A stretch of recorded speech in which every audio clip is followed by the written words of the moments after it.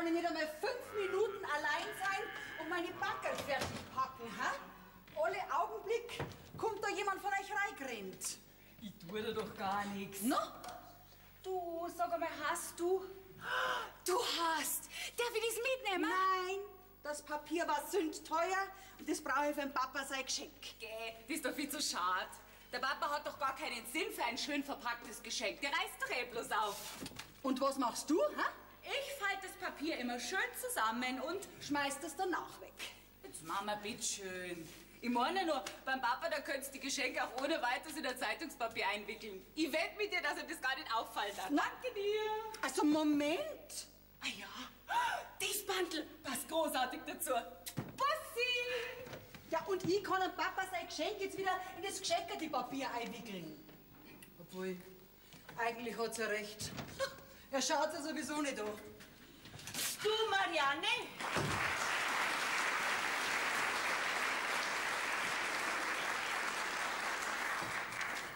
Bevor ich jetzt mit dem Früchtebrot anfange, hast du nicht ein bisschen ein Papier für mich, für ein paar Backerl? Nein, Mama, tut mir leid, das Papier brauche ich selber. Sag einmal, warum kümmerst dich nicht um ein eigenes Weihnachtspapier? Jetzt ja das Gleiche mit dir. Okay, ich brauch doch bloß ein bisschen was. Da wär ich eigens eins kaufen. Ah, das ist schön. Genau so eins mag ich. Das ist so dezent und sagt doch was aus.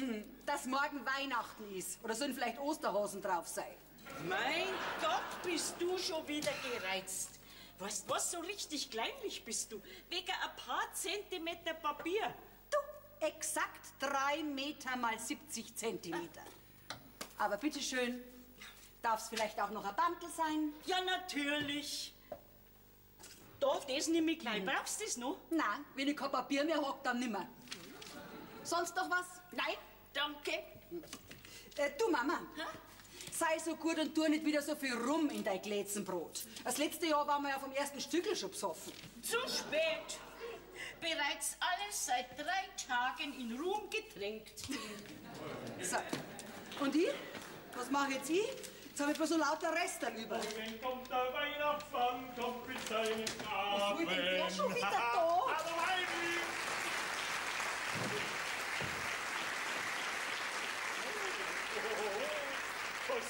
Was machst denn du da? Halt! Keinen Blick unter den Tisch. Warum denn? Lass einmal schauen. Ist das vielleicht für mich? Oh, was ist denn da drin? Für mich. Glaubst du das nah? Mein Weibelein verbreitet wieder mal ihre vorweihnachtliche Festtagsstimmung. Tust du nicht gleich die Finger weg? Sag einmal, kann ich keine halbe Stunde in Ruhe meine Backel einbacken? Reg dich doch nicht auf. Ich hab gedacht, du freust dich, wenn ich mal ein bisschen früher von der Arbeit heimkomme. Was ist denn da drin, hä? Ui, eine Schlagbohrmaschine. Mit Schwingschleifer. Oh. Wenigstens brauche ich es nicht mehr einpacken. Großartig. Gefällt's dir nicht? Eine Schlagbohrmaschine, die muss mir nicht gefallen, die muss funktionieren. Also das nehme ich doch stark an, dass die funktioniert, wenn's niegelnagelneu ist. Glaubst du, du kannst einem jede Vorfreude verderben? Frau, das verstehst du nicht. Das ist ja ein durchaus beeindruckendes Gerät, aber für meine Bedürfnisse halt ein bisschen zu klein. Ach, für welche Bedürfnisse bitte? Für die paar Löcher, die du im Jahr bohrst. Oh, bitte, bitte, gell? Erspar mir bitte jede weitere überflüssige Diskussion, gell? Ja, und von einem Schwingschleifer habe ich in meinem ganzen Leben noch nie was gesagt. Ach ja. Und ich war doch tatsächlich der Meinung, dass so ein super Heimwerker ohne so ein Gerät überhaupt nicht überleben kann. Aber bitte, bitte, da hast du einen Einkaufszettel, tausch um oder kauf dir was anderes. Mir ist wurscht, wenn nichts unterm Christbaum liegt. Reg dich doch nicht gleich wieder so auf. Was? 120 €? Da bist du narrisch geworden. Ja, hast du das drum da vielleicht in der Apotheke gekauft? Das ist ja viel zu teuer. Das schmeißen sie in jeden Baumarkt für 50er nach. Ja, das mache ich jetzt mit Sicherheit auch gleich, wenn du dir nicht schwingst. Und von einem Schwingschleif habe ich mein ganzes Leben noch nie was gesagt. Da gibt's nur eines. Ich brauche jetzt unbedingt was zum Schleifen. Ist ja wieder mal großartig. Glaubst du, wenn sie nur jeder mal an die Verabredung, sich nichts zu schenken, halten darf? Packt euch eure Sachen doch selber ein. Glaubst du das? Na, aber so was auch Herrschaftszeiten. Ja, Herrschaftszeiten nochmal. friss mir doch nicht den ganzen Teig weg, bleibt doch mir nichts mehr. Oma, reg dich doch nicht auf wegen so einem Batzal da. Hm? Aber ein bisschen mehr rum darfst du schon noch nicht, oder? Ja, also gerade hat mir deine Frau gesagt, ich soll nicht so viel rein tun, weil man sonst schon von einem Stück besoffen wird. Ja, sie vielleicht, aber ich nicht. Da schau, Mama, die halbe Flaschen, die kannst du leicht noch reinschütten. Na, das geht nicht, da wird mir ja der Teig zu nass. Ah ja, ich kann's ja nach dem Backen noch trinken. Dann gell? trink's, Mama, trink's, aber nimm die Flaschen auch noch dazu. Also sag einmal langsam, glaube ich, du bist ein Alkoholiker. Sag einmal, Oma, geht's noch mit dir, ha? Wer ist denn ein Alkoholiker? Dein Vater ist auf dem besten Weg dahin. Kind, hör nicht hin. Weißt du, deine Großmutter spricht in der letzten Zeit ein bisschen wirr. Oh, du, gell, ich sag das. Übrigens, was isst mir denn am ersten Feiertag? Eine Gans wie immer. Na, nicht schon wieder so eine fette Gans. Warum möchtest du vielleicht lieber einen Karpfen? Ein Karpfen. Na, den isst man nicht, der fischelt so. Und überhaupt finde ich sowieso unmöglich, dass man ausgerechnet an die Feiertage Tausende von unschuldige Viecher schlachtet und dann auch nur isst. Aber was sollen wir denn sonst mit den Viechern machen? Also hör mal bloß auf mit deiner übertriebenen Tierliebe, gell? Da braucht ihr euch gar nicht streiten, weil die Gans ist schon da. Ja, na also. Moment einmal noch was. Hans, wann tanzt denn jetzt eigentlich diese aufdackelte Schnepfen vom Emil an? Wo uns dir vielleicht die ganzen Feiertage auf den Weg gehen, ha? Also Oma, sei nicht so böse zu der neuen Flamme vom Opa. Ach, da hätte er mich auch nicht mehr können. Dann war wenigstens alles in der Familie geblieben. Wieso? Hättest du wollen? Na, und dass sich ja keiner bei mir in der Küche blicken lässt. Auwe, Papa, jetzt haben wir ein Wespennest gestochen. Ideen hat diese Frau. Kannst du dir vorstellen, meine Mutter heiratet den Vater von deiner Mutter? Geht es überhaupt? Ja, nein. Ein bisschen kompliziert. Sag mal, was tragst du denn bei diese Bohrmaschine mit dir spazieren? Das ist mein Weihnachtsgeschenk. Was? Und das hast du heute schon gekriegt? Das ist gemein. Es war ein Versehen. Ja, weißt du, und jetzt überlege ich halt schon die ganze Zeit, wo ich irgendwo ein Loch bohren könnte. Oh, du geil! Ja, bloß um deiner Mutter eine Freude zu machen. Untersteh die, Papa.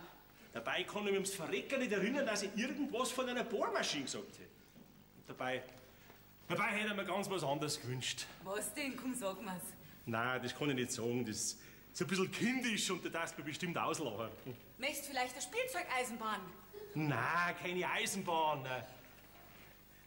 Ein kleines Hundterl möchte ich halt gern, weißt du? Ein Hundteil? Du! Ja, was ist denn daran so komisch? Also ein kleines Hundterl habe ich mir als kleiner Bursche immer gewünscht und nie habe ich einen gekriegt. Mei, zum Weinen fangst du jetzt aber nicht an, oder? Ach, red nicht so dumm daher.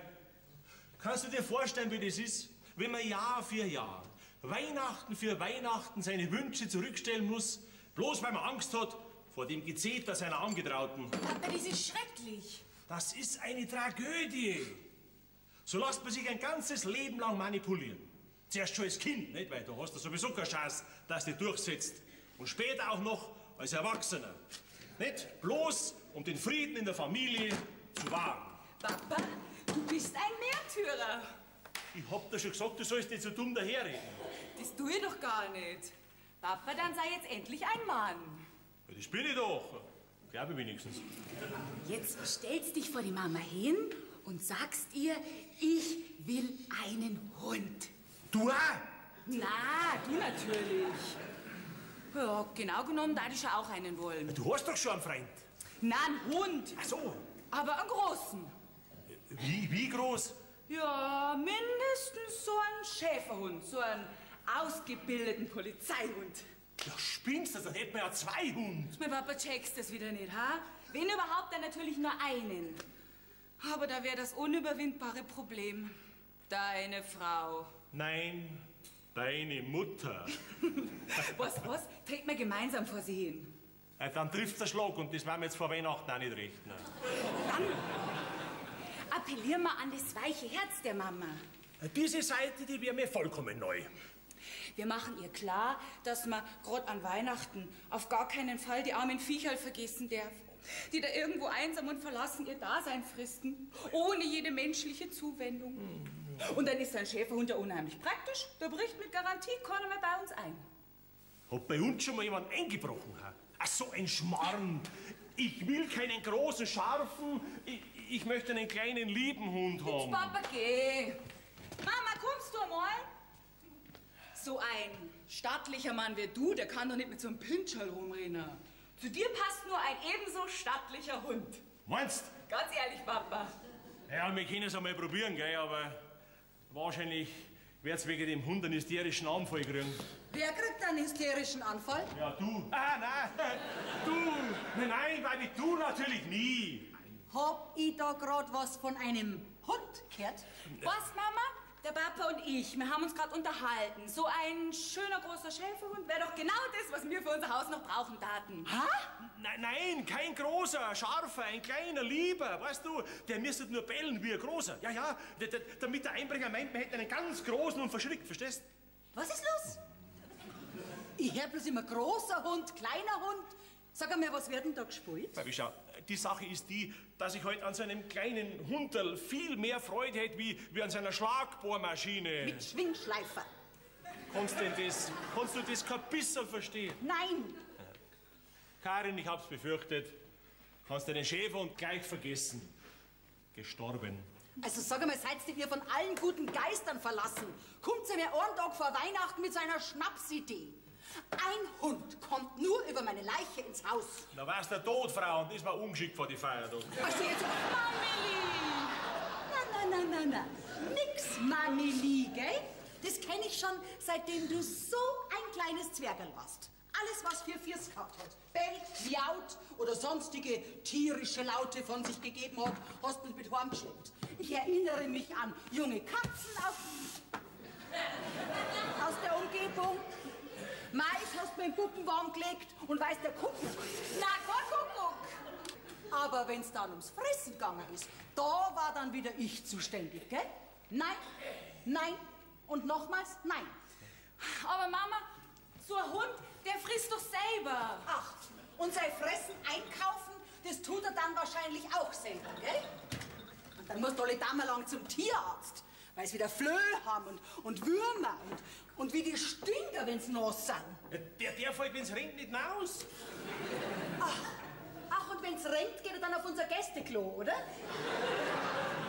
Nein und nochmals nein. Was hab ich gesagt? Deine Mutter. Was hab ich gesagt? Deine Gattin. Ach, wieder mal ein Weihnachten der begrabenen Wünsche. Und wo möchtest du das Loch haben? Was für ein Loch? Ja, wenn ich schon eine Bohrmaschine hab, dann möchte ich ja irgendwo bohren, wenn ich sonst schon nichts darf, nicht? Oder ich probiere mal diesen Schwingschleifer aus, jawohl. Am besten im Schlafzimmer. Du wolltest doch schon immer Schleiflackmöbel.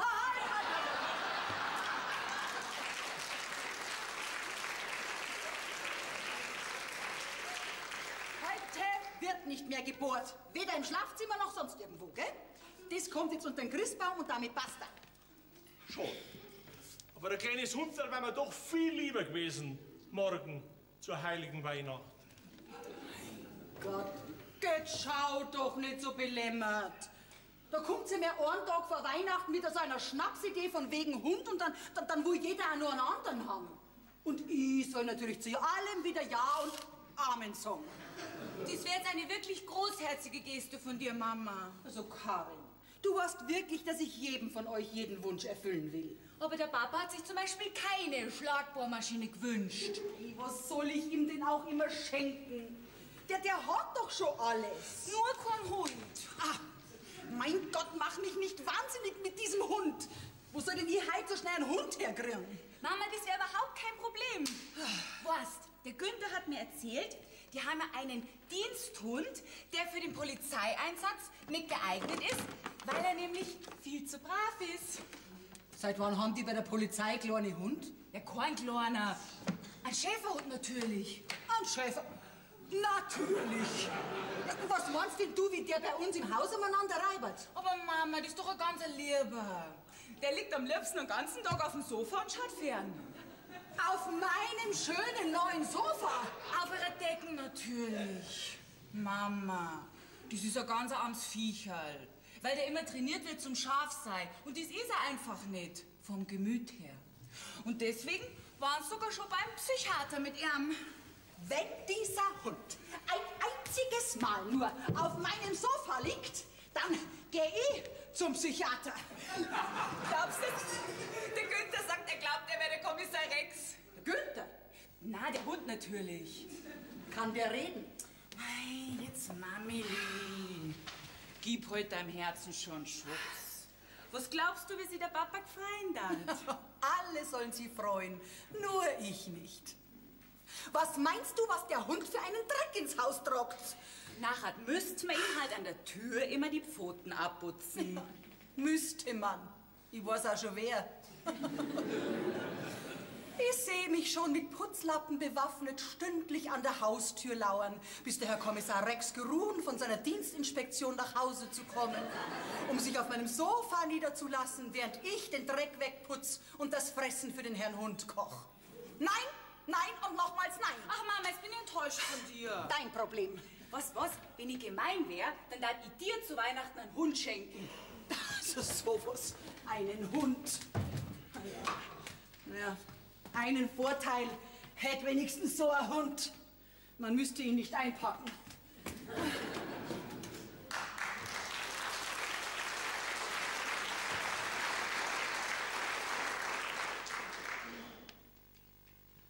Servus, Günther, ich bin's. Horch, ich muss schnell machen. Die Mama kann jeden Augenblick wiederkommen. Ja, sie hat sich natürlich furchtbar aufgeregt, kannst du dir vorstellen. Aber wir als Kinder kriegen wir schon rum. Du, sag einmal, könntest du den Hund eigentlich auch noch am Heiligen Abend vorbeibringen? Ja, ich versuch's. Was? Du kommst noch vorbei? Ja, ich freu mich. Oh, Oma! du glaubst, ich bin jetzt schon ganz benebelt von den Alkoholdünsten, die da auf den Teig aussteigen. Okay. Wie viel rum hast du denn wieder rein, da, Oh Oma? mein, zu viel. Was, Karin, ich freue mich heuer gar nicht auf Weihnachten. Okay, warum denn nicht? Oh mein, ich weiß auch nicht. Und überhaupt. Aha, jetzt weiß ich natürlich ganz genau Bescheid. Mir stinkt einfach das fremde Weiberts, das der Marianne ihr Vater da anschleppt. Aber warum? Sie soll doch eigentlich ganz nett sein. Ganz nett sein. Das wird schon die richtige sein, die sich beim Dancing auf dem Fohlenhof an so einen Alten hinschmeißt und sich den auch gleich noch schnappt. Ach, geh Oma, was regst du dir da so auf? Das kann dir doch wurscht sein. Ist mir auch wurscht, aber stinker tut's mir. Und ich möchte diese Schnäpfinger nicht die ganzen Feiertage um mich rum haben. Das wird schon so aufdonnerte, überkandidelte Schnepfen sein. Und der alte Esel, der fällt nur drauf rein. Oma, könnte es sein, dass du ein bisschen eifersüchtig bist? Ich? Eifersüchtig? Ha! Auf den Haflinger vom Fohlenhof? Na, wirklich nicht. Das hat er uns ja nicht oft nur erzählen können, wie er es kennen und lieben gelernt hat. Sowas ist doch direkt geschmacklos. Aber warum denn eigentlich? Verstehst du nicht, da bist du noch zu jung dazu. Du, hast du dir ihre Stimme schon mal gehört? Wie ich das letzte Mal mit dem Emil telefoniert habe, da hat sie immer aus dem Hintergrund dazwischen geschnobbelt. Ich sag das wie eine rostige Gießkanne. Jetzt beruhigt dich doch gerade wieder. Dann frag ich dich, welche anständige Frau heißt denn schon Lilo? Man heißt Elisabeth oder Lisbeth, aber doch nicht Lilo. Ach, Oma, in was steigerst du denn da rein? Es ist doch Weihnachten, das Fest der Liebe. Da freut man sich. Und außerdem fahren sie eh bald wieder. Aber heuer kriegt der Emil nur ein Kistal Havanna-Zigarren an Weihnachten. Weil den Schal, den ich am letzten Weihnachten gestrickt hab, den hat er bei seinem letzten Besuch überhaupt nicht angehabt. Da war's auch Hochsommer. Trotzdem. Ach, Oma. Du hast den Emil immer gut leiden können, gell? Jedes Jahr das Gleiche. Oma, jetzt hat... Mein Gott. Ich hab doch einmal die Nummer von dem Tierheim gehabt. Herrschaft, wie hat jetzt der gleich wieder geheißen? Maurer, glaube ich, Maurer. Grüß Gott, hier ist Leitner. Kann ich bitte Herrn Herr Ziegler. Sie sind selber. Ja, Sie, ich habe da eine Frage, Herr Ziegler. Aber wirklich nur eine Frage. Haben Sie vielleicht einen kleinen Hund auf Lager? Ich mein, da? Ach ja, wirklich? Ist das so? Sie, wie klein ist denn der? Nicht groß, eher klein. Aha. Lieb und anhänglich ist er. So. Flocke heißen tut er. Wie niedlich, ja. Sie, Herr Ziegler, aber dem hängen nicht die Zotteln vom Bauch bis zum Boden unter wegen dem Trägmoney. Zu klein für Zotteln. Aha. Ja, ist gut, Herr Ziegler. Sie kommen dann vorbei, gell? So, sehen. Weibelein, wenn du nichts dagegen hast, dann fahr jetzt noch mal schnell weg und werde versuchen, dieses durchaus beeindruckende Gerät vielleicht in etwas Nützlicheres, Brauchbares umzutauschen. Ich wollte ja bloß eine Freude machen, schau. Aber kauf dir, was du magst. Ausgenommen einen Hund. Habe mich schon jemals deinen Wünschen widersetzt. Möchte ich dir auch nicht raten. Oh, womit habe ich das verdient? Und komm heut wieder irgendwann heim, gell? Und bring ein kleines Bäumchen mit. Wir wollen den Baum heuer schlicht und einfach. Nein, ich möchte keinen kleinen, ich möchte einen großen bunten mit viel Kugeln und viel Lametta. Für einen großen bunten reichen deine Kugeln nicht. Aber meine Kugeln haben noch jedes Jahr lang. Jedes Jahr das Gleiche. Sie lernen es einfach nicht. Der Günther. Hallo. Hallo Maus. Servus, Günther. Du, ich muss gleich wieder gehen. Wie stehen die Aktien für unseren Rex? Bis jetzt nur schlecht. Oh. Die Mama muss erst ganz langsam mit dem Gedanken vertraut machen. Und das kann dauern. Du, aber viel Zeit hat zwar nimmer. Ja? Der Heilige Abend steht vor der Tür. Aber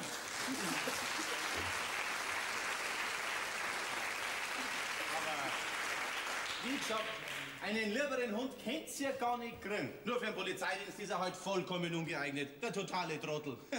Der freut sich sogar noch, wenn der Einbrecher kommt und wedelt mit dem Schwanz. Weiß das lieb. Scharf ist der nicht. Höchstens auf ein Wurstsemmel, ja.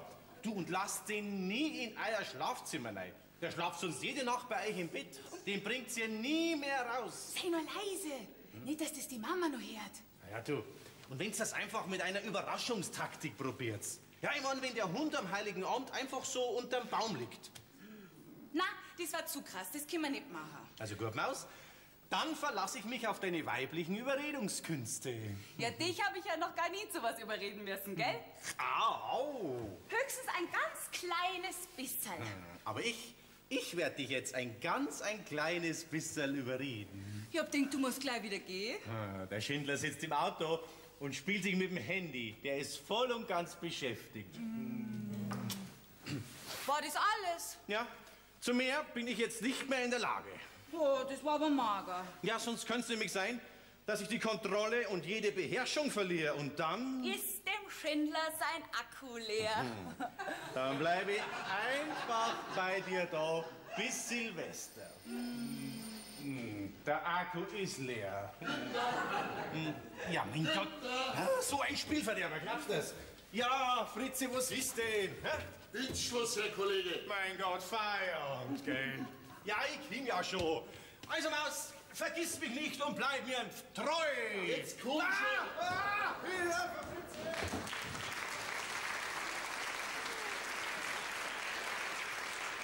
Wer hat denn da klingelt? Der Günther? Ja, und warum machst du das auf? Ja, weil er schon wieder fort ist. Wo er gerade erst klingelt hat. Das war der Schindler mit seinem Handy, weil dem sein Akku leer ist. Hä? Wer hat denn da gerade klingelt? Der Schindler mit seinem leeren Akku. Also wenn ihr zwei nicht alles bis aufs i-Tüpfel ganz genau wisst, dann seid ihr auch nicht glücklich, oder? Weiber! Was hat's denn? Weil du auch immer alles so genau wissen musst. Wahrscheinlich hat es einen Stress mit dem Günther. Ja, was denn für ein Stress? Mein Gott, das ist auch wieder so ein saublödes, neumodisches Wort. Wir haben halt früher gestritten oder wir haben uns vertragen. Aber einen Stress habe ich mit meinem Xaverl, Gott hab ihn selig, nie gehabt. Meine Mama, das verstehst du heute nicht. So sagt man heute, weißt? Und jetzt gehst du schon auf dein Zimmer und rumpelst nicht jetzt mal raus, wenn's klingelt. Ja. Ist schon recht, dass ich aus dem Weg bin, meinst du, gell? Ich weiß schon, dass ich euch zu viel bin, dass ihr mich loshaben wollt. Nein, bist du nicht, Mama. Jetzt fang doch nicht wieder mit der alten Leier an. Glaubst du, dass immer vor Weihnachten kriegst du deinen Depressiven? Karin, deine Schuhe. Weil ich immer an Weihnachten spüre, wie einsam ich im Grunde bin. Du bist doch nicht einsam. Du bist bei uns. Und hock Tag für Tag, Woche für Woche, Monat für Monat, allein in meinem Zimmer. Also jetzt hörst du aber auf, gell? Du kommst jeden Tag in der Früh zum Frühstücken und gehst auf die Nacht um 11:30 erst wieder auf dein Zimmer. Ich spür das schon lang. Ich bin euch zu viel. Nein, bist du nicht. Und du bist auch nicht einsam. Ich möchte, dass ich mal einsam wäre, du. Ja, bitte, bitte, kannst dich gern in mein kleines Kammerl hocken. Du, dein kleines Kammer hat 25 Quadratmeter mit Alpenpanorama, gell? Und jetzt reden wir von was anderem. Ist dein Glätzenbrot schon fertig? Ja, natürlich. Ja, war ja nur eine Frage. Aber eine zu viel. Hallo, meine Damen! Ui, so fröhlich? Okay, reg uns du nicht auf. Baby, was glaubst du, was ich gemacht habe? Um Gottes Willen, was hast du denn schon wieder angestellt? Ich habe einen Wahnsinnsdeal gemacht. Ich habe diesen Schwingschleifer samt Schlagbohrer erfolgreich umgetauscht. Also schon langsam glaube ich, dass du einen Schlag hast. Okay, der ist doch eindeutig besoffen. Ich habe mir meinen Jugendtraum erfüllt. Schon wieder einen. Höret und staunet, ich habe mir einen Kanadier besorgt. Was? Ja, was wollen denn wir an Weihnachten mit einem Kanadier, wo ich nicht einmal Kanadisch kann? Mein Sohn, dein Vater selig hat schon immer gesagt, mit dem Burm, da kriegst du noch mal Probleme. Bringt der uns an Weihnachten einen wildfremden Menschen daher, der nicht einmal Deutsch kann? Weibi, du verstehst immer wieder gar nichts. Ja, und dann bin ich noch ganz beiläufig beim Tierheim vorbeigegangen und da hat mir ein reizendes Fräulein ein noch viel reizenderes kleines Hundel gezeigt. Flocki heißt. Nein! Doch! Ich sag das, Weibi, das ist so ein liebes Hundel, das würde sogar dein Herz erweichen. Nein! Ja, Weibi, reg dich nicht auf. Das Hundel ist ja leider schon reserviert. Leider nichts mehr zu machen. Ja, mei. Und dabei war es von uns beiden Liebe auf den ersten Blick. Was, ein Hund? Ja. Das sag ich euch. Wenn so ein unhygienisches Viech ins Haus kommt, bin ich am selben Tag im Altersheim. Wirklich? Der Hund muss her.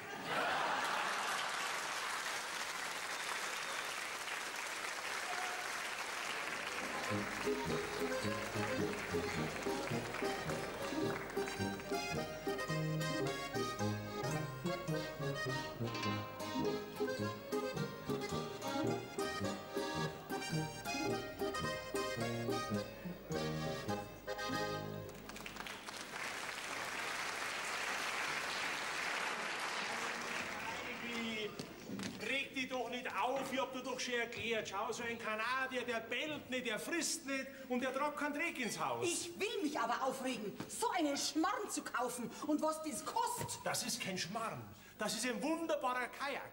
Und damit paddle ich die wildesten Flüsse Kanadas hinauf und hinunter. Sag einmal, spinnst du jetzt ganz? Was willst denn du in Kanada? Dann paddelt ja am Chiemsee, ist ja wurscht, nicht?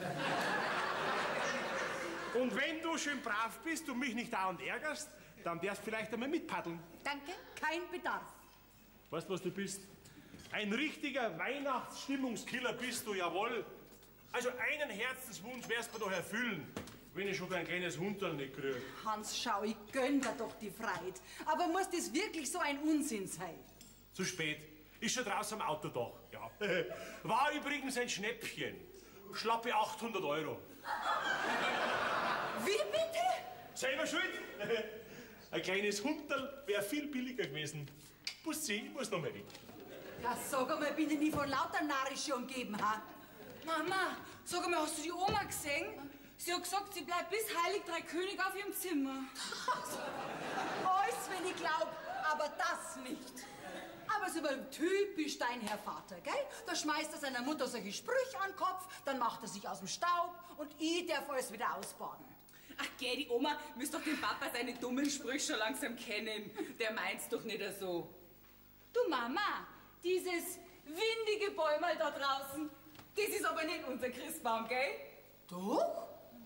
Du, ich denke mit Schrecken noch an diesen Riesenbaum vom letzten Jahr, gell? Der hat ja so lange Äste gehabt, dass er in unsere Teller reingehängt ist.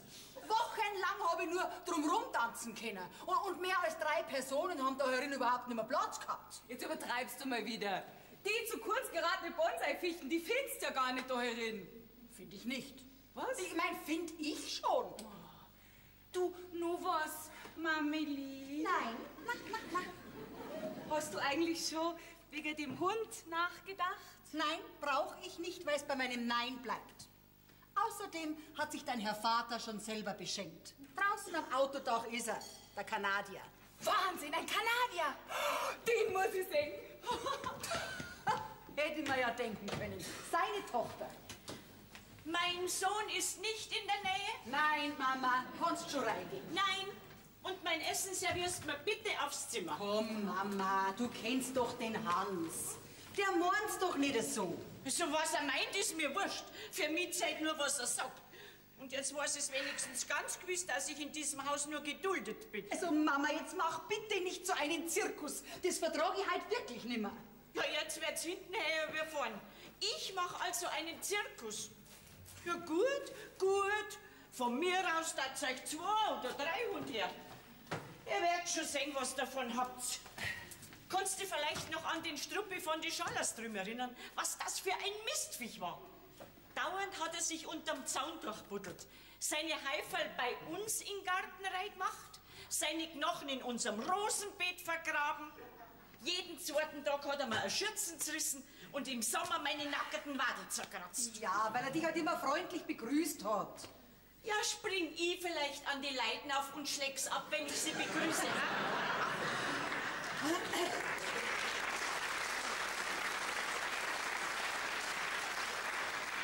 Ich bleib dabei. Ein Hund im Haus und ich bin fort. Das kannst du deinem Mann ausrichten. Er weiß es bereits, gell? Und jetzt reden wir von was anderem. Du, ist dein Glätzenbrot schon fertig? Ja, natürlich. Mein Gott, war ja nur eine Frage. Außerdem muss man die Würst holen. Ja, das habe ich mir schon gedacht, aber die kannst du selber holen.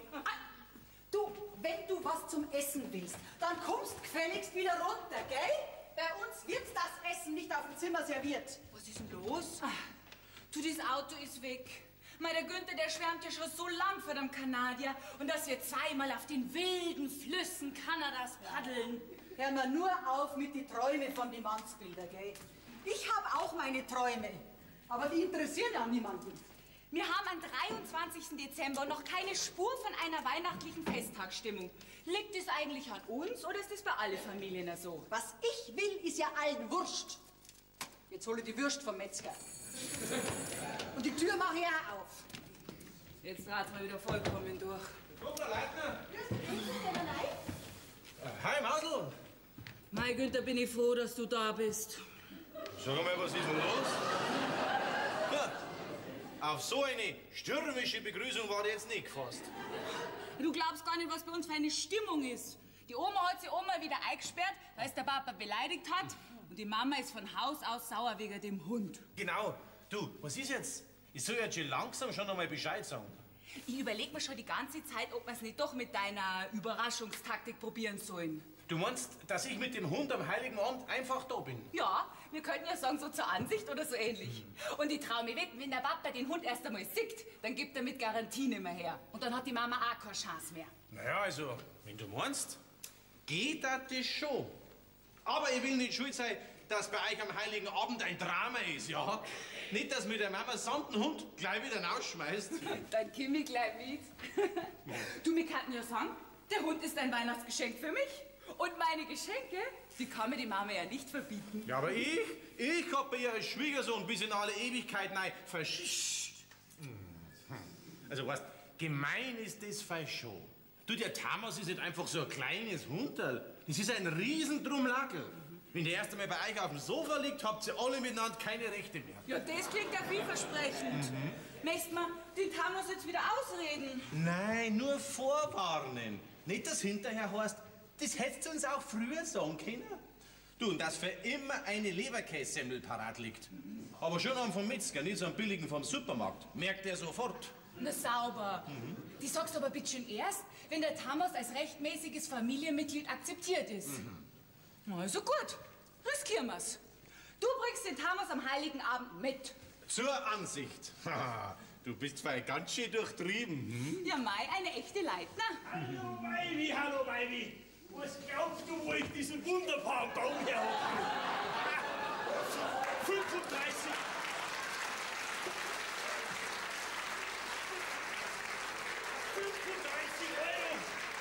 diese Schlawiner vom Christbaumhändler für so einen Baum verlangen, aber doch nicht mit mir. Der ist im Hirzinger sein Wald gestanden und heuer steht er bei uns. Was regelt, tut er nicht gescheit.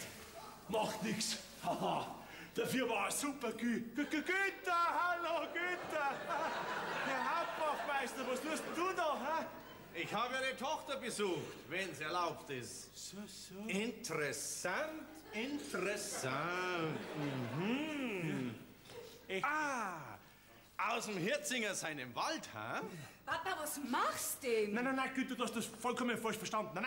Ich war nur im Hirzinger seinem Wald und hab geschaut, was die Christbäume so kosten. Nein, ich meine, wie groß da so die Christbäume wären, verstehst du? Und dann bin ich wieder zurück zu diesem Christbaumhändler und hab gesagt, dass ich einen Christbaum dieser Größe viel billiger haben könnte, wenn ich nur wollte. Und das haben Sie natürlich nicht gewollt. Natürlich nicht, entschuldige mal. Hab ich das nötig? Also was, Papa? Sagen Sie mal, wie viel haben Sie denn dann für diesen Baum da zahlt? Zeit, meinst du? Ach, du, den Handler, den habe ich ganz brutal habe ich den runtergehandelt, ja. So, wie brutal? Eigentlich so gut wie nix. Herr Leitner, strengen Sie nicht an, mein Wort drauf. Ich weiß nichts und ich habe auch nichts gesehen. So ein feiner Zug von dir, Günther.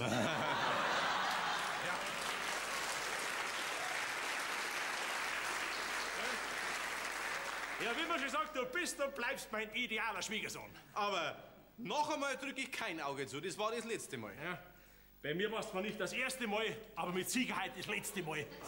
Ja, oft halten meine Nerven das nicht mehr aus, ob sie erwischen oder nicht. Sag mal, Papa, hast du schon öfters unsere Bäume aus dem Wald klaut? Ach, Kind, was für ein hässliches Wort, klaut. Dein Vater klaut nicht, nein. Ich widersetze mich nur diesen Wucherpreisen von diesen unverschämten Christbaumhändlern. Also was, Papa, wenn ich einer gesehen hätte, wo man dich doch im ganzen Ort kennt? Ja, das war ja meine größte Sorge.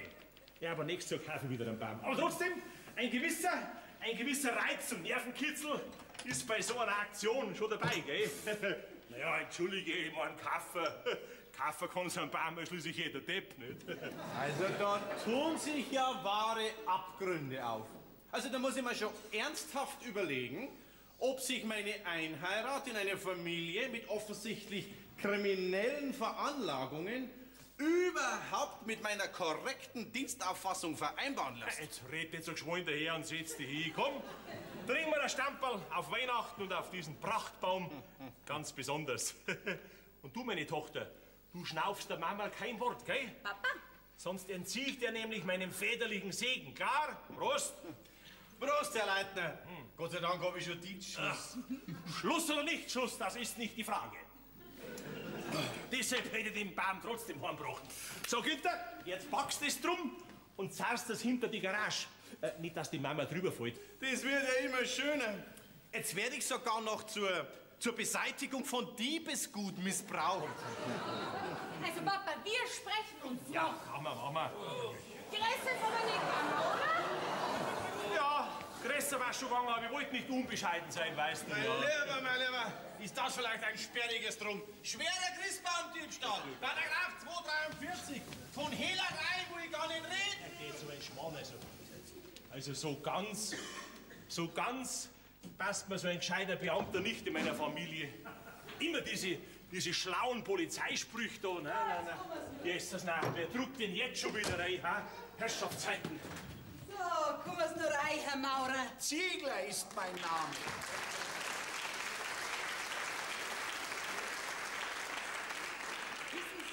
Ein Mann soll nämlich nichts davon merken. Also, Sie bringen den Hund dann morgen Abend vorbei, gell? Obwohl, verdient hat er's ja eigentlich nicht. Sie, das ist für ein ganz liebes Hundal. Der hat eine gute Familie schon verdient. Ich mein doch nicht einen Hund, ich mein doch meinen Mann. Also, Sie kommen dann morgen Abend um 6 Uhr vorbei. Was? Am Heiligen Abend? Also nicht gern, eher ungern. Ja, aber das soll doch eine Weihnachtsüberraschung werden. So, Lieferung frei Haus kostet bei mindestens 10 € mehr. Oder sagen wir 15 nicht.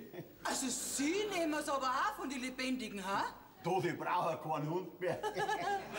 Er ist geimpft, tätowiert und entwurmt. Das wäre eine Pauschale von 50 €. Kleine kriegen's auch noch dazu, macht 85 €. Sie? Das war aber nicht ausgemacht. Ausgemacht war gar nichts, aber wenn Sie nicht wollen, bitte, dann kriegt ihn der andere, so scharf wie der ist. Der Hund? Na, der andere Interessent, der den Hund auch noch gern haben möchte, der spendiert mindestens 100 €. So, naja, also dann sagen wir halt, weil Weihnachten ist und, naja, sagen wir mit Spende 90 €. Ich kann frei nicht rausgeben. Das habe ich befürchtet. Vergelt's Gott, ja. Also, Sie bringen den Hund morgen pünktlich um 18 Uhr vorbei. Mitten unter der Bescherung. Eine Zumutung. Das tut mir ja leid. Da haben Sie eine große Familie. Na, ich bin Gott sei Dank allein. Also, Frohe Weihnachten! also dann, frohe Weihnachten. Sie kriegen keinen Urlaub, gell? So ein begriffsstürziger Hirsch. Ich möchte bloß wissen, warum ich das überhaupt alles mache. Fröhliche Weihnachten!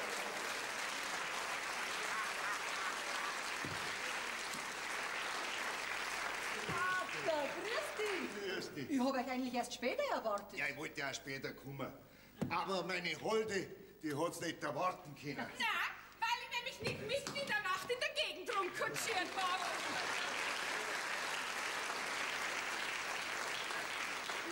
Grüß Sie Gott. Sie sind gewiss die Tochter von meinem Emil. Ja. Ich bin die Lilo Schnepfinger. Ich brauche Ihnen ja nicht mehr erklären, wie ich auf Ihren Herrn Vater gestoßen bin.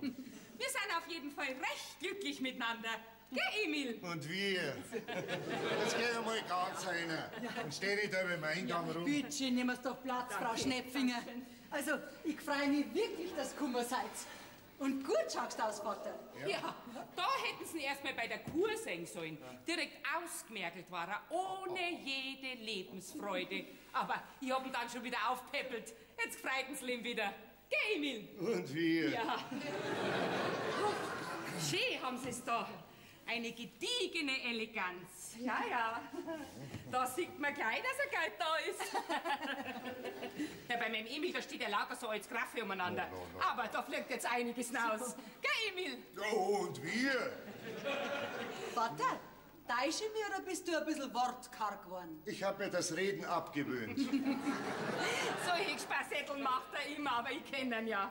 So, und jetzt tragst du unsere Koffer aufs Zimmer. Naja, mal zuerst trage ich's rein, dann trage ich's wieder raus. Oh. Wir haben doch ein eigenes Zimmer, Ja, oder? natürlich, oder meinst wir schlafen in der Besucherritze? Warte, ich hilf dir. Nein, danke. Ich bin Lastentragen gewöhnt.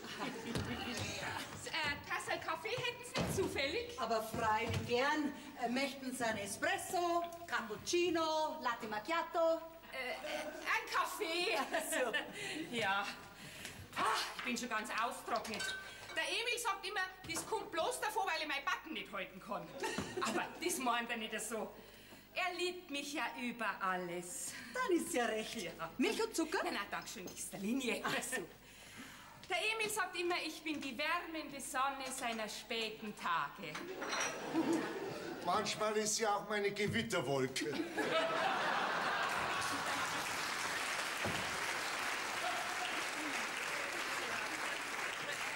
Ist er nicht witzig? Ja, mein Emil ist ein sehr gemütvoller Mensch.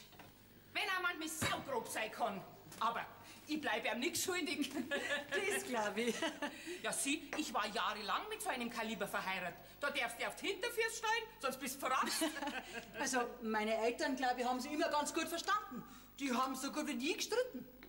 Wir streiten ja auch nicht. Er tut ja immer das, was ich will. Dann ist ja recht. Ja. Also jedenfalls hoffe ich, dass es Ihnen bei uns gefällt und dass wir einen schönen Weihnachtsabend miteinander verbringen. Wo es meinem Emil gefällt, da gefällt's mir auch. Aber sagen wir doch du zueinander. Das förmliche Sie, das passt mir gar nicht. Ich bin die Lilo. Ich bin die Marianne. Ja. Küssen braucht man's nicht, ist gut schon. Also ich glaube, so eine Frau wie Sie, oder wie du hat mein Vater sicher gebraucht. Gell? Ja, das sage ich ihm auch immer. Aber er glaubt mir's ja nicht. Wo ist denn eigentlich dein Holder? Ach, den hab ich ihn ausgeschickt. Hans! Weil er nämlich sein Nasen in Weihnachtsgeschenke stecken wollte. Recht so. Wenn die Männer im Weg umgehen, weg damit und sinnvoll beschäftigen. Was ist denn los? Ach, da schau her. Sie sind bestimmt meine liebe Stiefschwiegermama, die Lilo, gell? Überaus angenehm. Ich bin übrigens der unbedeutende Gatte der Tochter des Mannes namens Emil. Aha. Redet der eure so geschwollen daher? Aber sonst sind Sie ein netter Mensch, freut mich. Na, dann bin ich aber froh, wenn er Ihnen gefällt. Ja, da ist er ja. Grüß dich, Hans. Grüß dich, Schwiegerpapa. Wie geht's dir denn immer? Oh ja. Bis auf das, dass morgen Weihnachten ist und ich wieder mal meine Wünsche und Träume begraben muss, geht's mir nicht schlecht. Ach du Armer. Bringt das Christkindl gar nichts, hä? So viel wie nix. Ach so, jetzt hörst du aber auf, gell? Ich sag bloß Kanadier. Ah, hör nicht hin, Emil. Deine Tochter spricht ab und zu ein bisschen wirr. Naja, machen wir's kurz. Mit Ihrer Frau bin ich schon per Du. Ich bin die Lilo. Langsam, langsam. So schnell geht das bei uns nicht. Bin ja erst seit 25 Jahren per Du mit dir. Ja, du brauchst ja für alles ein bisschen länger, das weiß ich schon. So, du bist also der Hans. Ja. Das ist aber kein sehr aufregender Name. Ja, da musst du dich bei meiner Mutter beschweren, Lilo. Sag einmal, wo steckt denn die überhaupt? Sie ist auf ihrem Zimmer und kommt erst am Heilig-Drei-König wieder raus, weil du sie beleidigt Ah, hast. pure Einbildung. Außerdem fühlt sie sich einsam bei uns. Stichwort einsam. Ja, wir haben nämlich was mitgebracht, weil wir uns schon denkt haben, dass die Oma manchmal ein bisschen allein ist.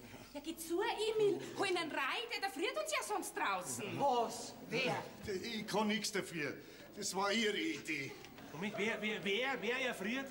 Habt ihr uns vielleicht ein Viech mitgebracht? Abwarten, ihr werdet staunen. Ich ahne Schreckliches. Bleib cool, Weibi, bleib ganz cool. Wer macht denn da so ein Geschrei? Aha, ich hab's geahnt. Du bist gewiss die Mama vom Hans. Grüß dich, Gott. Ich bin die Lilo.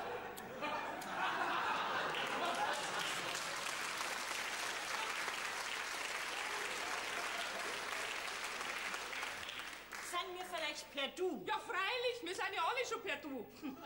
Gut schaust aus. Obwohl, ich hab mir die eigentlich ein bisschen jünger vorgestellt. Oh, das geht ja schon gut los. Oh, du Fröhliche. Ja, ihr riecht mir nicht zusammen wie ein übrig gebliebener Teenager. Ja, mei, jeder wie er kann. Freut euch und frohlocket, denn es wird Friede sein auf Erden.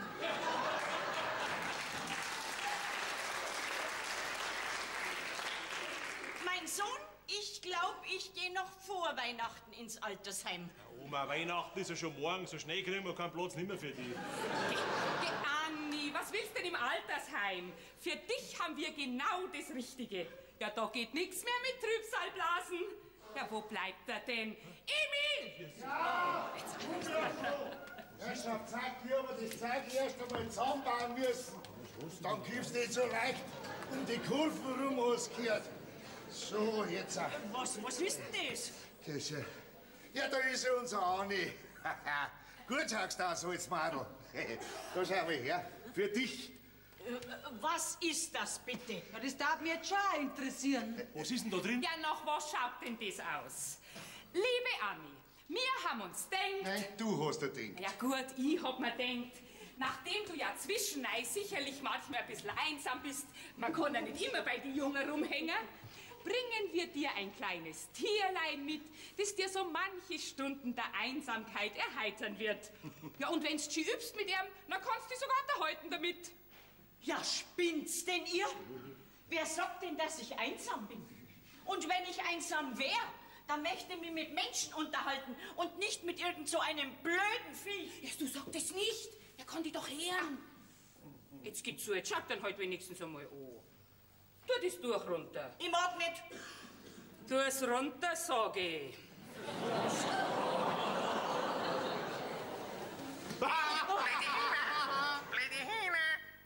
Blöde Hühner, sagt der. Siehst du's? Der kennt dich schon. Das lasse ich mir nicht gefallen. das hat die am eigens gelernt. Geh, Oma, reg dich doch nicht auf. Liebe Zeit. Geh, Oma. Oh, du Fröhliche. So, das ist mein Weihnachtsgeschenk für dich, weil ich morgen nicht mehr da bin. Was für mich? Mein Dankeschön, Anni. Was ist denn da drin? Havanna-Zigarren, die hast du doch immer gern mit. Sabotage! Sabotage! Halt die Klappe! Der Emil raucht nimmer. Wer sagt das? Ich. Ach so. Und die Zigarren da, die nehmen wir mit.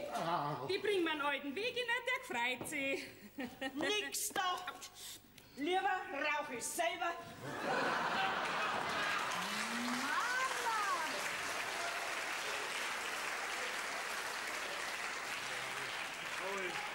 Jetzt wird's dramatisch. Ich hab's ja gewusst, dass das nicht gut geht mit den zwei Weibern. Feuer. Aha, was die kann, das kann ich schon lange. Feuer! Mama, dir wird doch schlecht. Und wenn schon, Feuer. Du, da speibst doch das ganze Wohnzimmer da. Das ist mir wurscht. Feuer!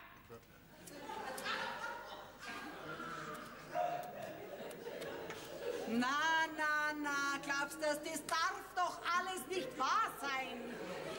Wem's zuerst schlecht wird, der hat verloren. Ich glaub, ich hab verloren. Mama, Gottes Willen, Mama. Wer sagt's denn? Mein erster Sieg in diesem Haus.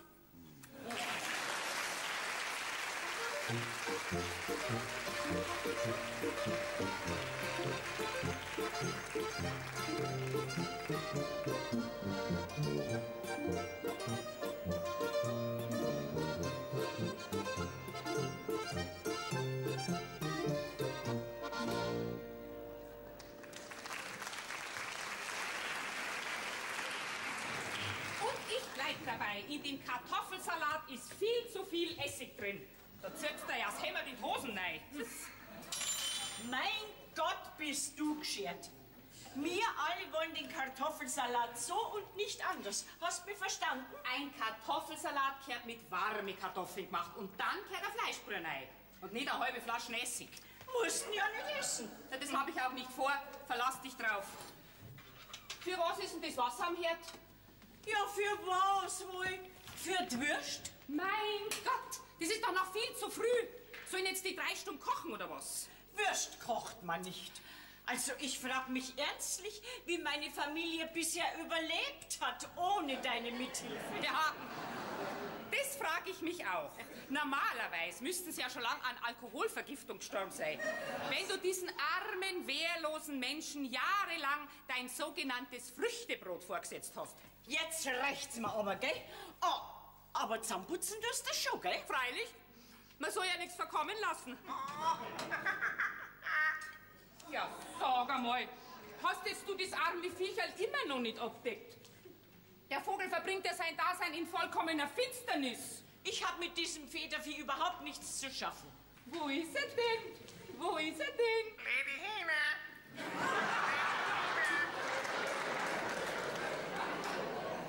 Siehst du, jetzt hat er die auch kennt. Ich muss wissen, wo die Zoohandlung den Vogel her hat. Sabotage!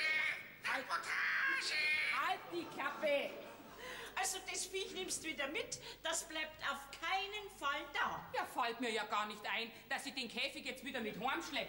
Da überlebt ja das Viecherl die Strapazen der Reise nicht. Na, jetzt geht's zu. Jetzt sei wieder friedlich. Geh, mein Kich, Oma. Oh, ich verbitte mir auf das Schärfste, dass du zu mir Oma sagst. Das darf nur meine Enkelin zu mir sagen und sonst niemand. Mein Gott, was regst du denn so auf? Du bist doch Oma. Aber nicht für so einen billigen Kurschatten. Da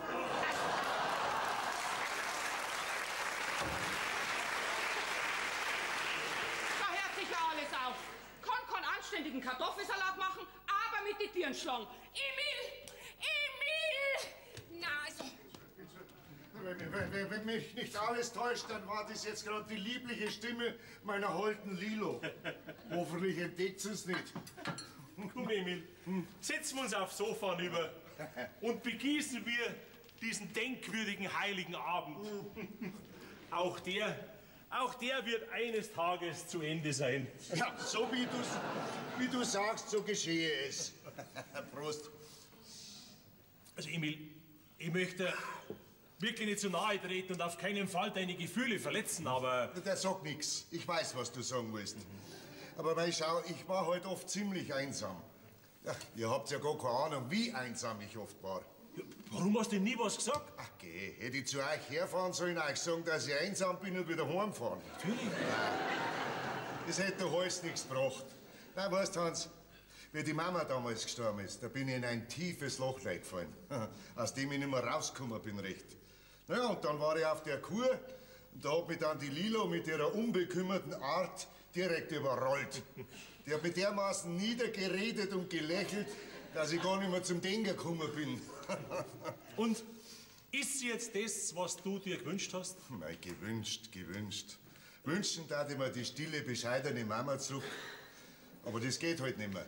Naja, und so bin ich jetzt froh, wenn ich an die langen Abende jemand neben mir sitzen hab.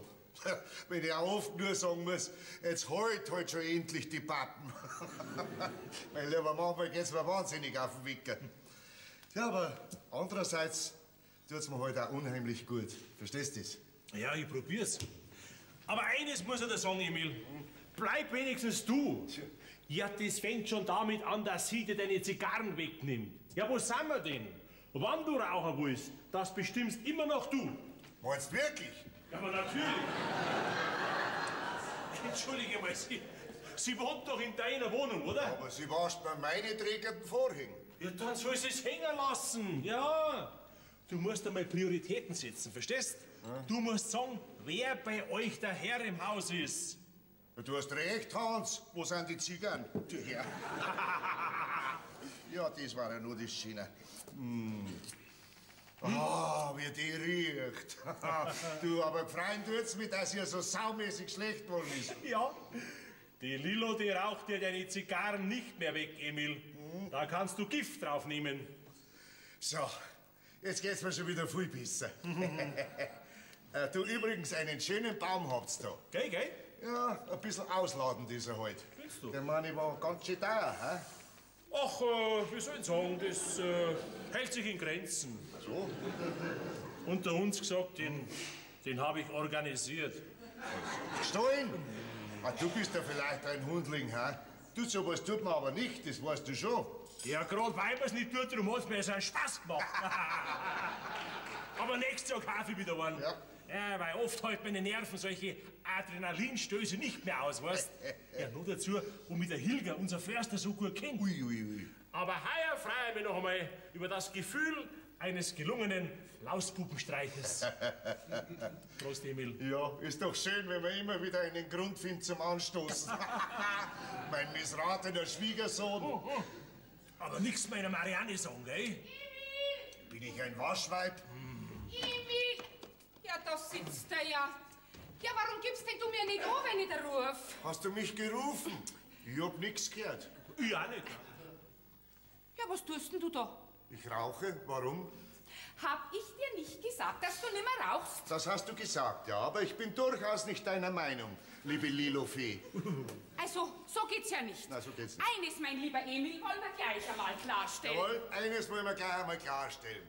Ich habe mein ganzes Leben Zigarren geraucht. Und ich habe vor, bis an mein Lebensende so 1 bis 2 Havannerl am Tag zu rauchen. Ja, aber... Nix aber. Nix aber. Nix ist da. Ein klares Wort zur rechten Zeit beschert dem Manne Glück und Seligkeit.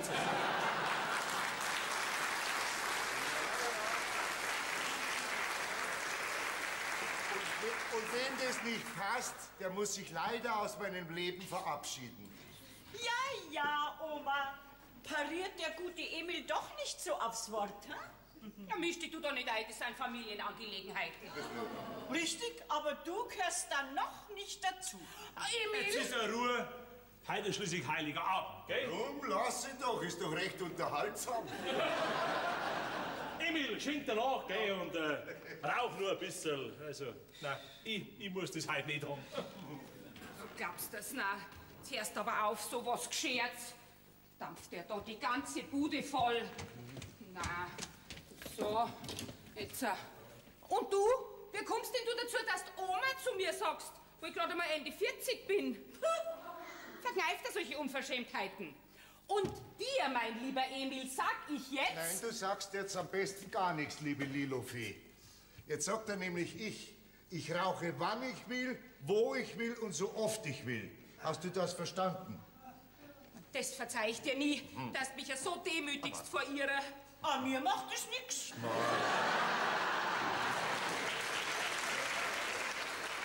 Du verzeihst mir doch alles. Und jetzt küss mich. Was Dümmeres fällt dir nicht ein. Küss mich, habe ich gesagt. Ah. Nicht auf den Mund, auf die Wange. So, brav. So, und jetzt geht's ihr zwei narrischen Hähner weiter streiten. Wir? Wir streiten doch gar nicht. Oder streiten wir? Na, gar nie. Gut, dann erkläre ich dir jetzt, wie man Kartoffelsalat macht. Und sag ja nie wieder Oma zu mir. Ist recht, Oma. Na, endlich Friede. Horst, weil mit einer Fleischbrühe... Reg mich nicht immer auf mit deiner blöden Fleischbrühe zum Kartoffelsalat. Auwe, zu früh gefreut. Also gut. Dann halt nicht. Gott sei Dank, jetzt bist du ja endlich allein. Ja. Du, wir sind eigentlich noch gar nicht zum Reden gekommen, gell? Aber sonst geht's dir schon gut, hä? Oh, ich lass mir's schon nicht schlecht gehen. Freilich. Jetzt hast du ja dein Lilo. Ja. Schön, dass du noch jemanden gefunden hast. Ja, ja. Ich bin ja schon lange allein, das weißt du ja, gell? Ja, freilich. Aber du hast es doch gut. Du wohnst doch bei den Jungen. Oh mei. Meinst du, dass man da nicht auch oft einsam ist? Ein Partner, wenn man hat, das ist doch ganz was anderes. Man kann andere Gespräche führen und überhaupt. Ja, dann geh halt auch mal auf Kur. Du, da laufen nur so alte Dackel rum wie ich einer. Und jeder sucht eine. Ja, glaubst denn du, ich geb für irgend so ein wildfremdes Mannsbild einen Kurschatten ab? Na, da bin ich mir schade. Oh, mei, Anni. Hast du das noch nicht gemerkt? Dass man in unserem Alter nur noch Abstriche machen muss, wenn man einigermaßen über die Runden kommen will? Hm? Jesus, du. Sei mir nicht böse, aber da kommt mir jetzt gerade ein saudummer Gedanke. Das wird schon was sein. Nein, nein, schau, wir sind doch alle zwei. Jeder für sich, lang nur allein gewesen. Und einsam. Ne? Warum haben jetzt wir eigentlich nie... Du weißt ja, was ich meine. Du, so saudum ist der Gedanke gar nicht. Den hab ich auch gehabt. Ehrlich? Ehrlich. Ja, warum hast du noch nie was gesagt? Ja, du bist schon gut. Hätte die anrufen sollen. Oder zu dir fahren. Oder wenn's irgendwann einmal gerade auf Besuch da bist, sagen, du Emil, ich bin einsam. Bist du auch einsam? Wie wär's? Na, mein Lieber. Das hätte schon dir einfallen müssen. Herrgott, war ich ein Rindviech, hä? Ich widerspreche dir nicht. Und jetzt ist es wahrscheinlich zu spät, meine ich allerweil. Das meine ich auch. Aber mei, da kannst du nichts machen. Ja. Und irgendwie ist ja gar nicht so unrecht, deine Lilo. Auch wenn's mir aufregt. Ja, mich schon manchmal auch, weil es manchmal gar so krachert ist. Aber sonst ist sie wirklich nicht unrecht. Weißt du was, Anni? Altes Mädchen, tröste dich damit. Ich hab so viel Mucken und schlechte Angewohnheiten. Da hast du nur Gallensteine geholt vor lauter Ärger mit mir. Also das glaube ich jetzt wieder nicht. Aber ich überleb's. Mir geht's doch gar nicht schlecht bei den Jungen. Weißt, irgendwie fühle ich mich rundherum wohl.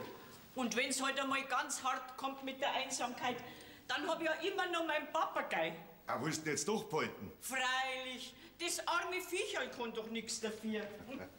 Und seit er zu deiner Lilo auch blöde Hähner gesagt hat, ist er mir direkt ans Herz gewachsen.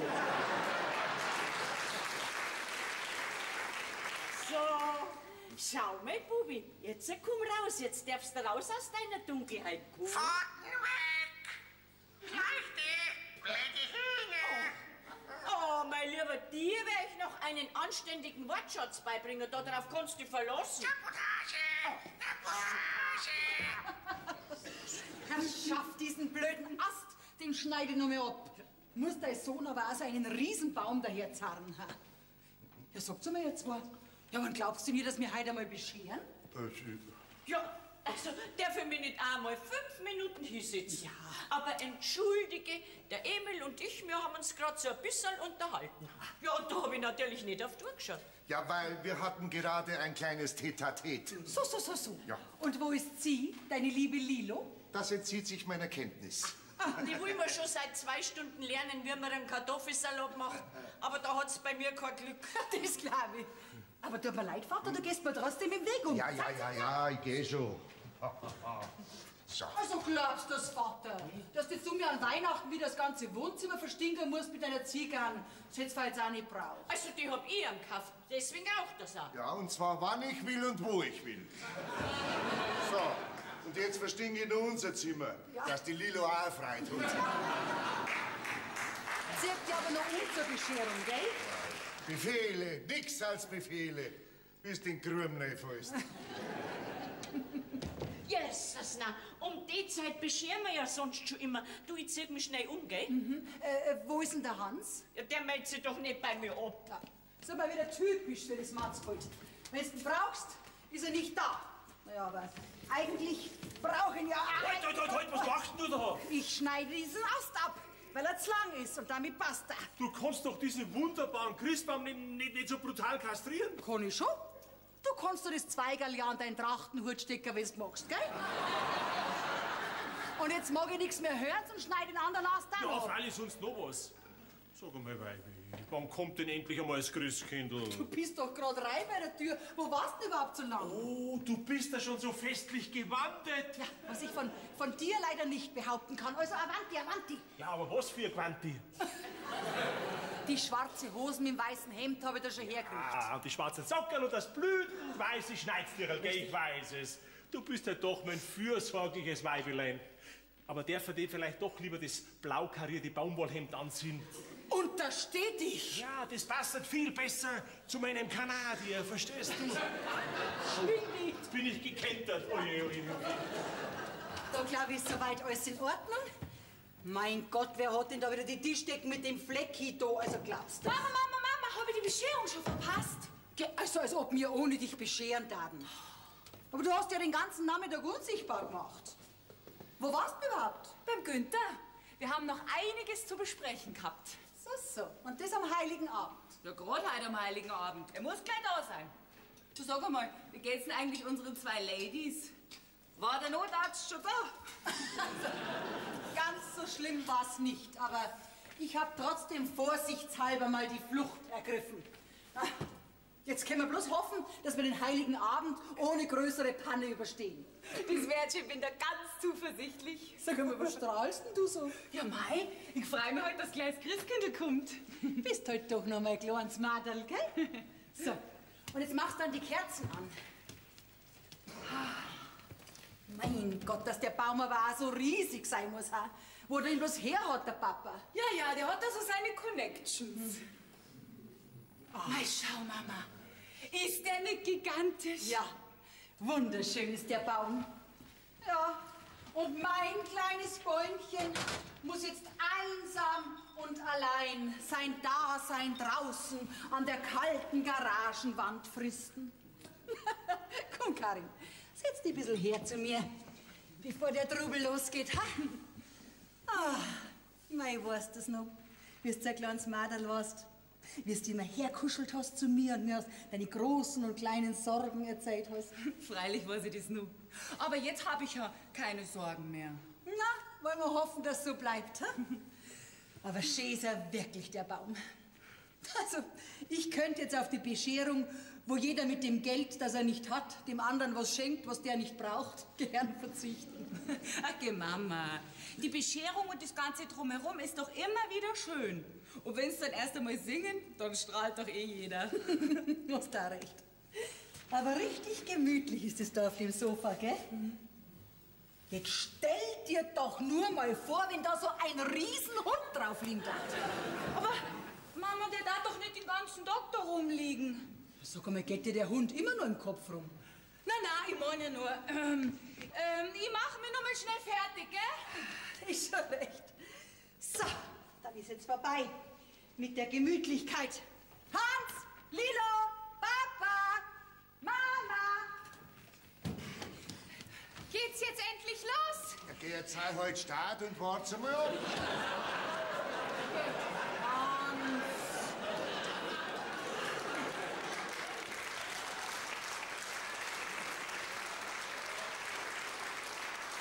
Ich hab dir doch gesagt, zieh das weiße Hemd an. Der schaut aus wie ein kanarischer Holzfäller. Das weiße Hemd, das passt mir nicht mehr. Das ist am Buckel hinten ein bisschen zu eng geworden. Das hast du wieder mal zu heiß gewaschen.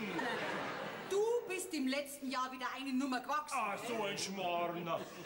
Oh, aber unser Lilo ist fesch. Ja, Sapralot.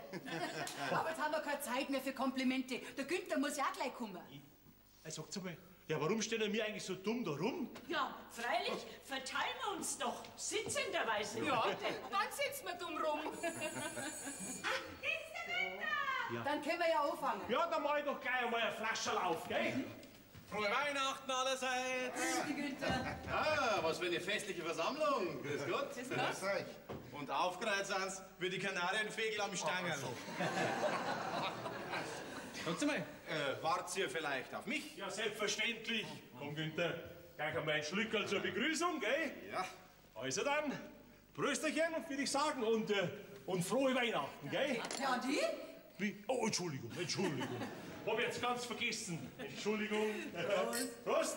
Frohe Weihnachten. Prost. Prost. Ist alles in Ordnung? Alles klar. Ja, Weibi, dann fangen wir doch an. Auf was warten wir denn noch? Ja, auf was warten wir denn noch? Aufs Christkindl. Ja, dann geht's einmal alle hinaus. Ja, muss das jetzt sein? Ja, das muss bei uns so sein. Es geht um die Überraschung. Also bitteschön, was ist jetzt da noch eine Überraschung? Da steht der Christbaum und da liegen die Backerln. Jetzt mach keine Tanz, ab mit dir. Weibi, du magst es schon. So, mein Kleiner. Und du darfst natürlich jetzt auch mitfeiern. Sabotage! Sabotage! Also bist du gleich Start, ha? Sonst wird's gleich wieder finster. Sabo! Bist du Start? So, jetzt machen wir das Licht aus.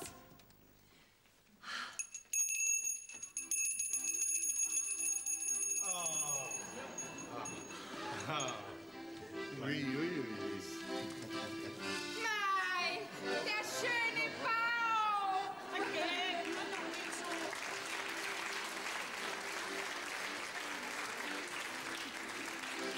Halt! Den Baum siehst du schon den ganzen Tag, aber schießen. Sag ich doch. Singen wir alle miteinander ein Lied. Ja, wir singen Stille Nacht. Jawohl.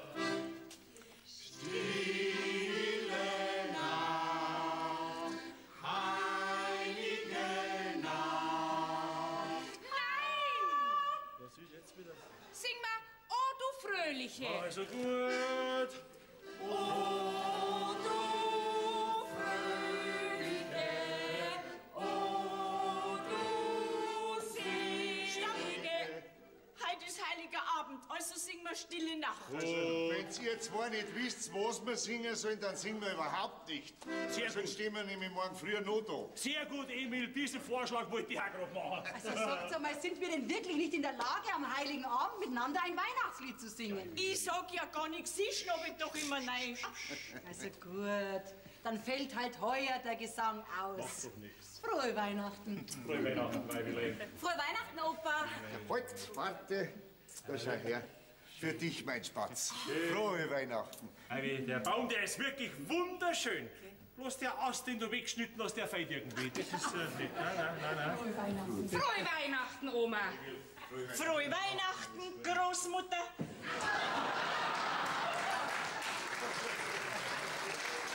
Jetzt packt doch einmal eure Geschenke aus. Steht überall der Name drauf. Karin, frohe Weihnachten. Für dich auch, Günther. Ja, danke. Von mir auch, gell? Frohe Weihnachten. Frohe Weihnachten. Für dich, lieber Hans, habe ich natürlich nur noch eine Kleinigkeit, weil den praktischen Schlagbohrer hast du ja leider Das umgetauscht. macht ja nichts, danke schön. Hallo, Karin, Günther. Da herin ist Weihnachten, da wird's vielleicht den ganzen Abend rumschmusen da, ha? Nein, wir sind halt glücklich. Ja. Ah, Herr Leitner, wenn Sie mal mit Ihrem Kanadier fahren, taten Sie mich da mitnehmen? Wissen Sie, das war immer schon mein Traum. Naja, Schauen wir halt einmal, gell? Dann zeigen wir's schon. Und was mache ich in der Zeit? Du wartest natürlich so, wie sie das gehört.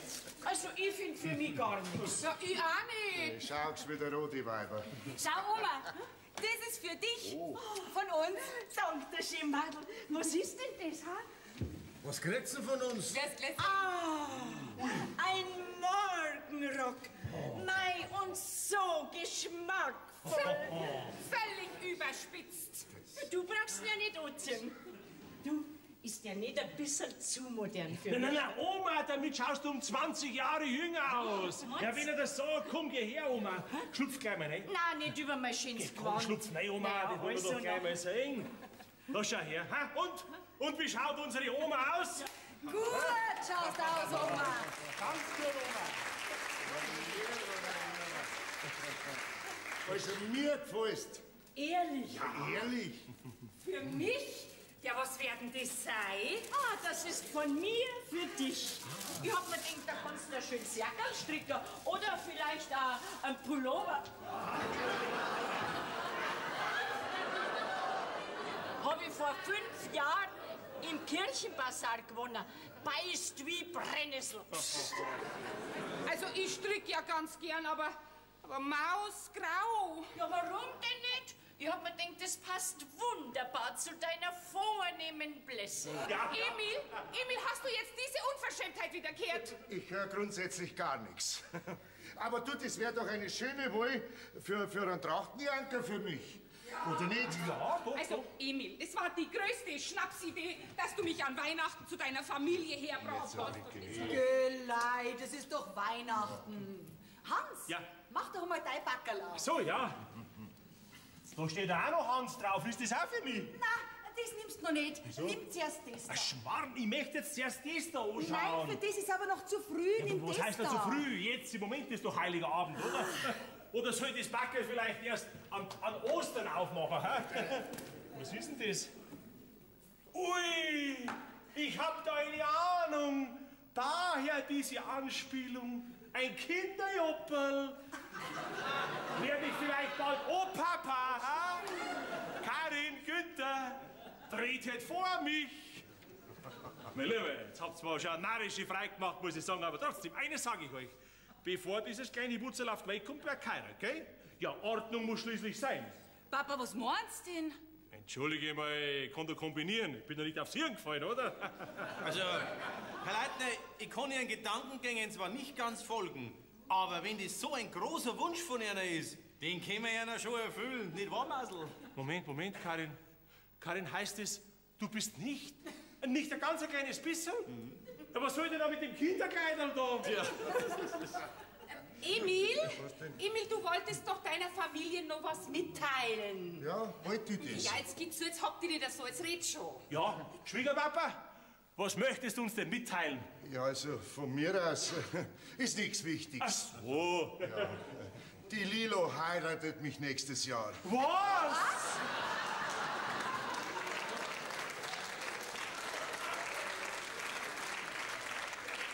Du heiratest mich. Mich trifft der Schlag. Schade, dann kannst du gar nicht mehr auf unsere Hochzeit kommen. Also dann gratuliere der Vater. Herzlichen Glückwunsch. Dir auch, gell, Lilo? Dankeschön. Schließ mich den Wünschen an. Herzlichen Glückwunsch.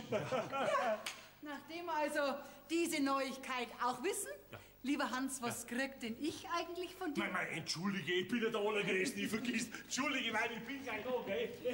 Da schau her, dieses kleine Backerl da, das ist für dich von mir. Für ein Schmuckstück ist es fast ein bisschen zu groß, gell? Was ist denn? Ein Staubsauger.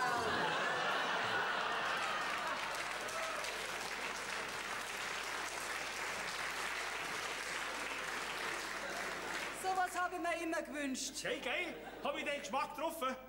Also, mein lieber Mann, ich wollte es dir ja nie so direkt sagen. Und schon gleich gar nicht an Weihnachten. Aber du bist so ein richtiger Depp.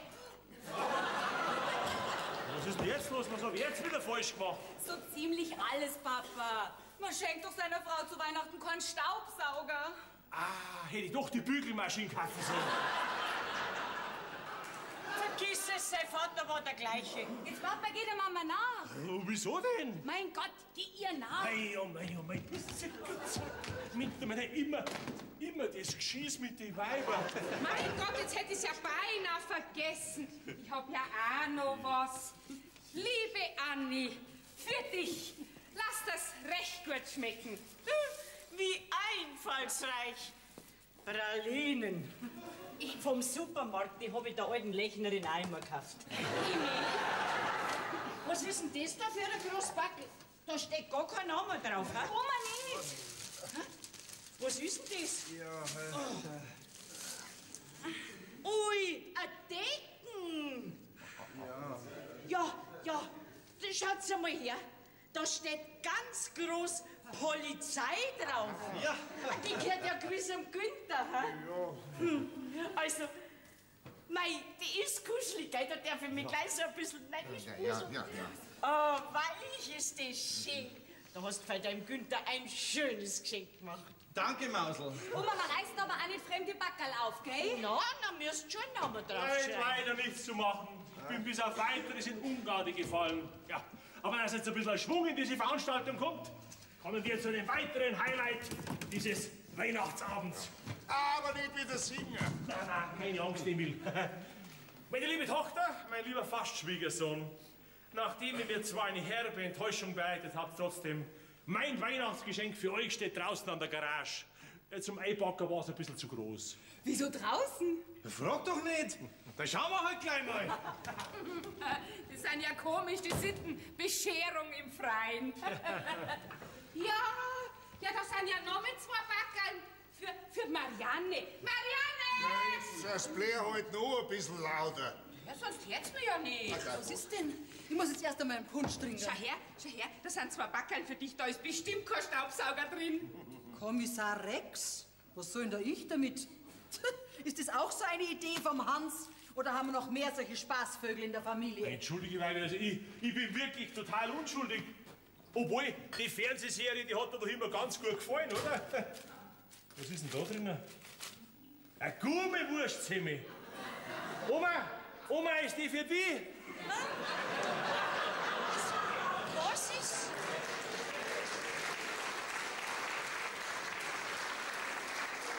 Also, Emil, eins ist mir jetzt klar geworden. Normal ist deine Familie nicht. Ja, darum passt ja du auch so gut dazu. Okay. Papa, meinst du wirklich das Boot? Ja, ich wüsste nicht, was sonst da draußen an der Garage lehnt. Herr Leitner, ist der wirklich für uns? Ich wüsste nicht, dass ich sonst da irgendwo einen Fastschwiegersohn hab. Papa, du bist der Allerbeste. Ja, Kunststück, wenn man nur den einen hat, gell? Also, Herr Leitner, ich bin wirklich sprachlos. Ich kann mit den Worten meiner Braut nur anschließen. Ja. Das ist wirklich riesig. Ja. Aber küssen brauchen wir uns das nicht um. Na. Wir müssen noch mal hinaus. Was müssen wir? Wir müssen noch mal hinaus. Ah ja, wir müssen noch mal nach Haus. Ja, wir müssen noch mal raus. Also, Hans, dann hast ja du mich mit dem Kanadier mit voller Absicht reingelegt. Aber Weibe, du wirst doch nicht glaubt haben, dass ich das Boot für mich gekauft hab. Entschuldige mal. Ich hab dir doch gesagt, Weibe, reg dich nicht auf. Papa, zu euch. Ja, ja. Du bleibst da. Bleib da, gut, ja. Jetzt kommen wir rein, Herr Ziegler. So, Guten Abend und frohe Weihnachten. gerade sind wir beim Bescheren. Ja, das macht nichts. Ein schöner Baum haben's doch. Sie, Herr Ziegler, wo ist denn? Ich mein, bei uns ist doch alles klar, oder? Ja, soweit schon. Ja. Entschuldigung, wer ist denn der Herr da? Gestatten Ziegler ist mein Name. Einen sehr geschmackvollen Baum haben's da, ja. Ja. Das ist wohl die werte Familie. Herr Ziegler, wir würden jetzt gern weiter feiern, verstehen Sie? Ja, ich verstehe alles. Ja, sollte man dem Herrn nicht ein Schnapsal anbieten? Papa. Da sag ich nicht nein. An Enzian vertrag ich nicht. Dann sauf ihn selber. Anni, schnarch nicht so, wir haben einen Besuch. Was? Wo ist ein Besuch? Gestatten Ziegler. Überaus angenehm. Leitner, entschuldigen Sie, ich bin gerade ein bisschen eingeschlummert, tut mir leid, vielmals entschuldigen. Ja, aber keine Ursache, meine Gnädigste. Einen exquisiten Morgenrock tragen Sie da, wenn ich mir die Bemerkung erlauben darf. Ja, den hat mir meine Enkelin zu Weihnachten geschenkt. Also ich glaube, ich bin im falschen Film. Herr Ziegler, kannten Sie jetzt nicht? Was bitte? Ja, weswegen Sie da sind? Ach so, ja, freilich. Na, hol ihn jetzt geschwind rein. Ja, bitte. Ich bin gleich wieder da. Was? Hans, Augen zu. So. Also, mein Auftrag wäre hiermit erfüllt. Jawohl. Hans, das ist mein Geschenk für dich. Augen auf. Ja. Ja, das ist ja die Flocke. Oh mein, oh mein, oh Ja, das ist ja ein Hund. Schrei doch nicht so, Anni. Du wächst ja das arme Viech, da schrittst es ja. Nein, du schenkst mir ein kleines Hundelein. Ich weiß zwar nicht warum, wo du mir so einen schönen Staubsauger geschenkt hast. Weiblein, entschuldige, das mit dem Staubsauger, das mal bestimmt wieder gut, gell? Ja, und das Kleidern, das war natürlich auch für die Flocke. Ein Hund. Aber gnädige Frau, Sie werden sich doch vor dem Hund dann nicht fürchten. Schauen Sie nur grad, was der für liebe Knopfaugerl hat. Gestatten. Finger weg, das ist mein Hund, gell? Mei, schaut nur, was der für liebe Knopfaugerlin hat. He? Jetzt werden sie aber alle kindisch. Mein Gott, Emil. Schau nur grad, was der für liebe Knopfaugerlein hat. Von meinen lieben Knopfhagerlern hast du noch nie was gesagt. Aber nur einmal, wenn der an mir aufhupft, dann geh ich sofort ins Altersheim. Aber gnädige Frau, was bitte soll eine Frau wie Sie im Altersheim? Warum? Betreutes Wohnen hat doch auch seinen Reiz. Oma, ich wette mit dir, schau, so ein kleines Hunderl ist der beste Freund des Menschen. Und wenn du dich erst einmal an die Flocke gewöhnt hast, dann mag's gar nicht mehr sein ohne sie. Kann ich bestätigen. Sie werden sehen, was für ein wertvoller Mensch so ein Tier ist. Jetzt komm, Oma, streichelt halt Flocke einmal. Also nachher gut. Freilich. Mein Liebes, oh, schau doch, er hat mich abgeschleppt. Mein Ja, ist ja gut. ich hab's doch immer gesagt, gell? So ein Hunderl in der Familie ist doch was Schönes. Emil, jetzt trink heute nicht gar so viel. Finger weg. Ich trinke, wann ich will und wo ich will. Ich mach jetzt aber die Würst warm, gell? Liebe Mama, lieber Papa, auch wir haben ein kleines Weihnachtsgeschenk für euch. Was?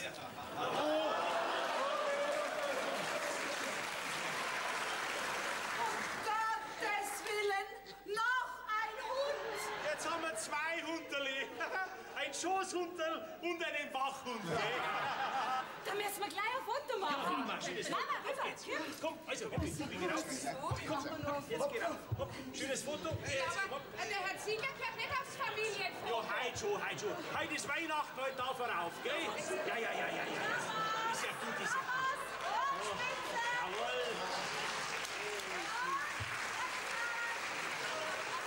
Das Gott Sie, entschuldigen Sie, die Auslaufen. Ja, Schindler, grüß dich, was willst denn du da? Ja, du Günther, wir haben das herrenlose Viecherl da an der Autobahnraststätten aufgegriffen. Und Könnten Sie den vielleicht nehmen? Ja, frei!